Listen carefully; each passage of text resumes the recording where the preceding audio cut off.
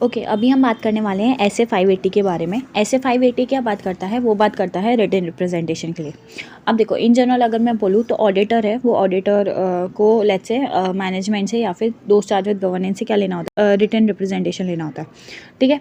उसमें मैनेजमेंट और TCWG अपने आप को रिप्रेजेंट कर रहे हैं कि भाई वो किसी ना किसी चीज़ पर, किसी ना किसी असर्शन पे अपना रिस्पॉन्सिबिलिटी ले रहे हैं और वो आपको लिख के दे रहे हैं। सिंपली ये हो रहा होता है। जैसे अगर हम बात करें फाइनेंशियल स्टेटमेंट बनाना है, तो फाइनेंशियल स्टेटमेंट बनाने की जिम्मेदारी किसकी है, तो मैनेजमेंट की है। बाद में वो लोग साइन भी करते हैं।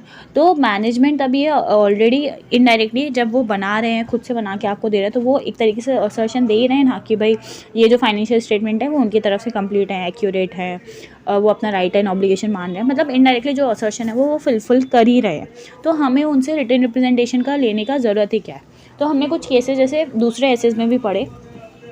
जैसे एक ऐसे था हमारा स्पेसिफिक कंसिडरेशन वाला, उसमें इन्वेंट्री के लिए बात करी गई थी कि भाई अगर हम लोग इन्वेंट्री का फिजिकल वेरिफिकेशन पॉसिबल नहीं हो पा रहा है तो हम क्या करते थे, रिटन रिप्रेजेंटेशन ले लेते थे और दूसरे ऑडिट प्रोसीजर लगाने जाते थे, ठीक है। या फिर हमने पढ़ा था एक अपना अनकरेक्टेड मिसस्टेटमेंट वाला कि भाई अगर आपने लेट्स से कोई मिसस्टेटमेंट है वो अनकरेक्टेड रह गई, तो हम उस सिचुएशन में क्या करते थे, जैसे मैनेजमेंट क्या बोल रहा है, मैनेजमेंट बोल रहा है कि नहीं भाई मेरे हिसाब से तो ये ठीक है, तो वो उसको ठीक नहीं करने जा रहा है वो मिसस्टेटमेंट को फाइनेंशियल स्टेटमेंट में। तो फिर हम क्या बोलते थे, हम बोलते थे मैनेजमेंट से कि मैनेजमेंट एक काम करो, आप रिटन रिप्रेजेंटेशन दे दो कि भाई आपके क्या अपने रीजंस हैं, आप क्यों ऐसा बोल रहे हो, ठीक है। रिलेटेड पार्टी डिस्क्लोजर के केस में हम बोल सकते हैं ऐसा। गोइंग कंसर्न असेसमेंट कराना होता था तब हम बोलते थे कि भाई आप दे दो कि भाई आपने गोइंग कंसर्न का असेसमेंट किया है या नहीं किया।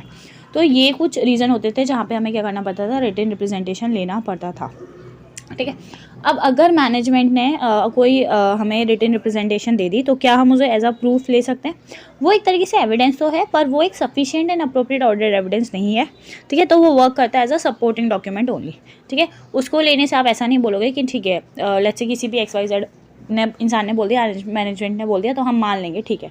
नहीं, हमें उसके बाद भी अपने फर्दर ऑडिट प्रोसीजर तो लगाने पड़ेंगे ही, ठीक है। तो ये कुछ बेसिक अंडरस्टैंडिंग के लिए अपने ने डिस्कशन किया। फिर अगर हम बात करने जाएं किसके बारे में, स्पेसिफिक ऐसे क्या बोलता है, तो ऐसे बोलता है सबसे पहले रिटन रिप्रेजेंटेशन क्या होता है, तो इट इज़ एन स्टेटमेंट जो मैनेजमेंट प्रोवाइड करती है किसको, ऑडिटर को, और वो कन्फर्म करती है कुछ मैटर्स, ठीक है। या फिर वो सपोर्ट कर रही होती है किसी दूसरे ऑडिट एविडेंस के लिए और उसके लिए वो क्या देते हैं, रिटन रिप्रेजेंटेशन देते हैं, ठीक है। रिटन रिप्रेजेंटेशन हमारा जो है वो फाइनेंशियल स्टेटमेंट के ऊपर हो सकता है या फिर ऐसी कुछ मैटर्स के ऊपर हो सकता है जो फाइनेंशियल स्टेटमेंट में नहीं है, कोई असर्शंस के ऊपर हो सकता है, कोई सपोर्टिंग बुक और डॉक्यूमेंट के ऊपर हो सकता है। तो इन सिंपल सबसे पहले रिटन रिप्रेजेंटेशन के लिए मीनिंग बताया गया, ठीक है। एज अ ऑडिटर आपकी क्या जिम्मेदारी है, तो सबसे पहले एज अ ऑडिटर आपकी जिम्मेदारी है कि आप उनसे रिटन रिप्रेजेंटेशन लो मैनेजमेंट से कि भाई उन्होंने अपनी जो भी फंडामेंटल रिस्पॉन्सिबिलिटीज़ हैं वो फुलफिल करी है। दूसरा, अगर कहीं पे आपको सपोर्टिंग डॉक्यूमेंट चाहिए, सपोर्टिंग एविडेंस चाहिए, तो वहाँ पे आप रिटन रिप्रेजेंटेशन ले सकते हो। एज वेल एज आप जो रिटन रिप्रेजेंटेशन लोगे उसमें मैनेजमेंट ने जो भी लिख के दिया उसके अकॉर्डिंगली आप रिस्पॉन्ड करोगे। तो ये कुछ बेसिक जिम्मेदारी हैं ऑडिटर के, ठीक है। अब आपने रिटन रिप्रेजेंटेशन ली, तो रिटन रिप्रेजेंटेशन क्या as a audit evidence use हो सकता है, तो रिटन अभी आपने बोला है पर सफिशिएंट नहीं है, तो हमें क्या करने पड़ते हैं, अदर ऑडिट प्रोसीजर परफॉर्म करने पड़ते हैं, ठीक है।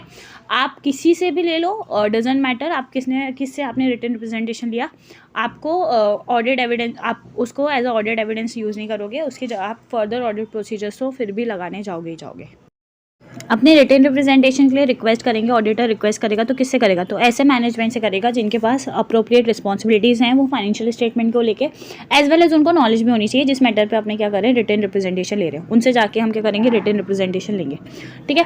अब रिटन रिप्रेजेंटेशन अपने मैनेजमेंट से ले रहे हैं और किस बारे में ले रहे हैं, तो जिन चीज़ों पर उनकी रिस्पॉन्सिबिलिटी है उनके बारे में ले रहे हैं। जैसे पहला पॉइंट हुआ कि भाई preparation and presentation of financial statement को बनाना और उसको प्रेजेंट करना, वो किसकी जिम्मेदारी है, वो मैनेजमेंट की जिम्मेदारी है।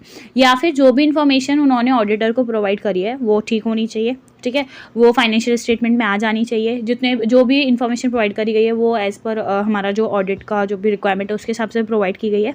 तो हम इन चीज़ों के ऊपर क्या करेंगे, सबसे पहले रिटन रिप्रेजेंटेशन लेने जाएंगे।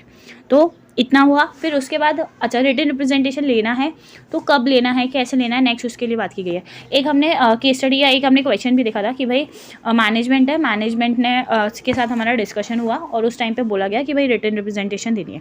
बाद में मैनेजमेंट ऐसा बोल रही थी कि भाई ज़रूरी नहीं है, हमने जो भी ज़रूरी चीज़ थी वो आपको बता दी, हम क्यों रिटन रिप्रेजेंटेशन दें या फिर कब दें, कैसे दें, उनको इस चीज़ के बारे में क्लियरिटी नहीं है। तो नेक्स्ट पॉइंट वही बोला गया है कि भाई क्या डेट रहेगा रिटन रिप्रेजेंटेशन का।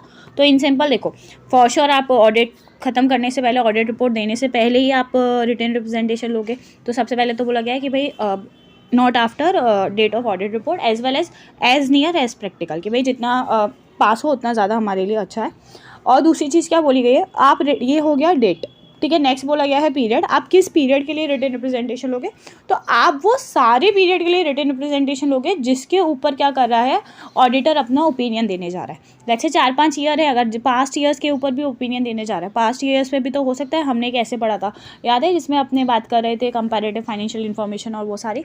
तो अगर पास्ट ईयर्स के ऊपर भी आप देने जा रहे हो अपना ओपिनियन, तो आप उसके लिए भी रिटन रिप्रेजेंटेशन ले सकते हो, ठीक है। फॉर्म क्या रहेगा रिटन रिप्रेजेंटेशन का, तो रिटन रिप्रेजेंटेशन जो भी होगा मैनेजमेंट वो एड्रेस कर रहा होगा ऑडिटर को, और ऐसी चीज़ों के ऊपर आपको रिटन रिप्रेजेंटेशन नहीं लेना है जो मैटर ऑलरेडी पब्लिक हो चुके हैं। जैसे ऑलरेडी मैनेजमेंट ने बता रखा है अपने मैटर, कोई स्पेसिफिक मैटर के बारे में, लॉ रेगुलेशन ने बोला था इसलिए उन्होंने बता दिया, उन्होंने अपनी रिस्पॉन्सिबिलिटी बता दी। अब वो तो ऑलरेडी कोई चीज़ अगर पब्लिक है ही है, तो आपको फिर क्या उसको ज़रूरत है उसको एज अ रिटन रिप्रेजेंटेशन लेने की, तो उसके लिए क्या मना किया हुआ है, ठीक है। तो मेन अगर बात करें तो डेट क्या होना चाहिए, तो बिफोर ऑडिट रिपोर्ट होना चाहिए, एज नियर एज प्रैक्टिकल होना चाहिए, सारे पीरियड्स के लिए लेने जाओगे जिसका भी आप ऑडिट रिपोर्ट दे रहे हो, जिस पे भी ओपिनियन दे रहे हो, और एड्रेस किसको किया जाएगा, ऑडिटर को किया जाएगा, ठीक है। इतनी बात की गई। इसके बाद सिचुएशन क्या हो सकती है कि भाई आपने तो रिटन रिप्रेजेंटेशन मांगी पर मैनेजमेंट आपको रिटन रिप्रेजेंटेशन नहीं दे रहा, तो फिर आप क्या करोगे, तो सबसे पहले तो आप डिस्कस करने जाओगे मैनेजमेंट के साथ कि भाई क्या मैटर है, आप क्यों रिटन रिप्रेजेंटेशन नहीं दे रहे, ठीक है। फिर वो रीज़न आपको देंगे, तो आप वो देखोगे कि भाई जो रीज़न है वो रीजनेबल है या नहीं है, मतलब वैसे तो भाई रिटन रिप्रेजेंटेशन में क्या प्रॉब्लम, तो अगर उन्होंने मना करा जो भी रीज़न दिया, फिर आप देखोगे कि भाई इससे हमें क्या जो मैनेजमेंट है उनकी रिलायबिलिटी पे, उनकी इंटीग्रिटी पे डाउट हो रहा है या नहीं हो रहा है, एज वेल एज हम उसका इफेक्ट भी देखेंगे हमारे ऑडिट रिपोर्ट के ऊपर कि भाई हमने कहीं अपना ओपिनियन तो चेंज नहीं करना पड़ा है इसके कारण, ठीक है।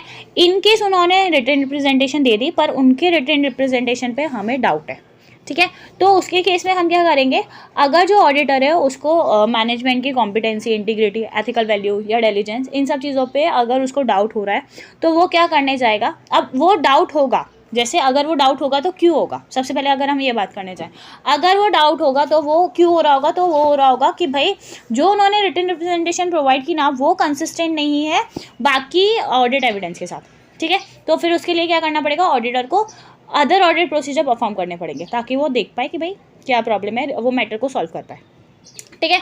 और अगर चेक करने के बाद भी उसको ऐसा लगता है कि नहीं भाई जो रिटन रिप्रेजेंटेशन है वो रिलायबल नहीं है, तो ऑडिटर क्या करेगा, ऑडिटर जो भी ओपिनियन देने वाला होगा, डिपेंडिंग जो भी उसका एक्शन लेना होगा वो एक्शन लेगा और उसके हिसाब से अपना ओपिनियन को क्या करेगा, चेंज कर देगा, ठीक है। तो क्या क्या इफेक्ट आ सकता है, तो ओपिनियन मॉडिफाई हो सकता है एज पर ऐसे 705, और वो कौन सा ओपिनियन हो सकता है, तो it depends upon the case to case कि भाई वो क्वालिफाइड हो सकता है, वो डिस्क्लेमर में दे सकते हैं या जो भी है, तो वो देंगे। कब देंगे, जब या तो हमें डाउट है या फिर मैनेजमेंट हमें रिटन रिप्रेजेंटेशन दे ही नहीं रहे हैं, तो हमारा ये पूरा ऐसे जनरल रिटन रिप्रेजेंटेशन के बारे में बात करता है। काम है कि भाई काम का अगर पॉइंट बात करूँ तो एक है कि भाई अगर हमें कब डाउट हो सकता है उनके रिलायबिलिटी के ऊपर, तो जब इनकन्सिस्टेंट होगा वो वाला, और दूसरा उन्होंने नहीं दिया तो, और फिर हम क्या एक्शन लेंगे, तो वो फिर एक डेट पीरियड वाला अपना पॉइंट है वो काम का है, और एज अ ऑडिट एविडेंस वाला पॉइंट काम का है, एंड दैट्स ऑल।